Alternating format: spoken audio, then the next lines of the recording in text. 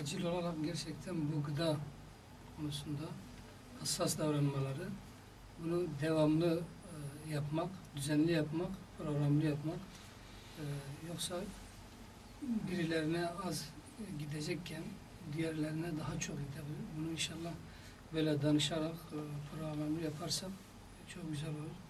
Bir de iş konusunda Allah razı olsun, bu gelen depremzadelerin bir kısmı müracaat etmeye başladı. İşte haberiniz olsun, bizim meslekler, bizim yapacağımız işler şudur.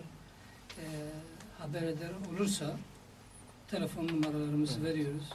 Yani iş konusunda da haberleri olsun halkımızın. Mesela çalıştırmak istedikleri zaman en azından bu daha böyle muhtaç olanları çalıştırmalarını tavsiye ediyoruz. Yine evim boştur. Ben hayrıma bir yıllığına vermek istiyorum. Zaten birisi Almanya'dan aramıştı. Adana'da da birkaç ev şu anda bulunmaktadır. O konuda da haberleri olsun. Bunu şey yapmak istiyorum. Tabii benim şahit olduğum başka olaylar da var. Böyle ayetlerin yansımaları diyeyim. Allah razı olsun, diğer konukların Allah razı olsun değindiler. Mesela bu Van depremzedelerin çok iffetli davrandıklarına gördük. Hatta şu ayeti hatırladım. La yes'elûnen nâse ilhâfe ve yahsebuhumul câhilu agniyâ minet teaffuf. Onlar yüzsüzlük edip insanlardan istemezler. Cahil olanlar onları zengin sanır. Hakikaten ikide bir tekrarlıyorlar. Vallahi ne isteyeceğimizi bilmiyoruz, utanıyoruz. Yani onda da o kadar iffetli davrandıklarına şahit olduk. Bir tanesi İsar olayı. Yani başkalarını kendisine tercih etme. Hani açacak olursam bunu en basit örneğim. Bir mahalleden yani bir apartmandan diyelim. Bir apartmanda kaç katlı? 12 katlı. 24 tane dairesi var. Her bir kapıyı bir tane bacımız gönüllü olacak. Tek tek kapıları çalacak. Onlara durumu anlatacak. Ve onlar da diyecek bir paket makarna, bir paket yağ, bir paket şeker. Hani iş imkanı bulamadığımız zamanlarda bizim bu gıda evlerini oluşturmamız gerekiyor. Cumali Bey'in dediği gibi. Yani kendi bünyemizde bunları yapmamız gerekiyor.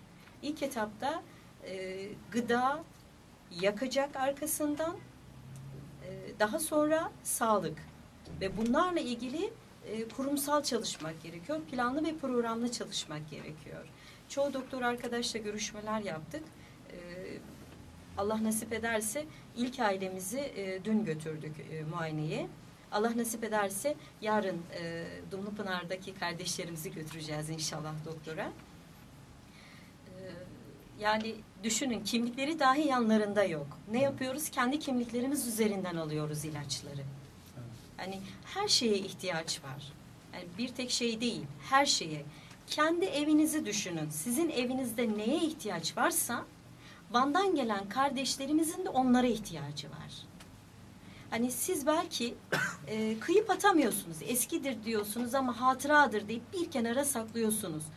O malzemelere o kardeşlerimizin ihtiyacı var.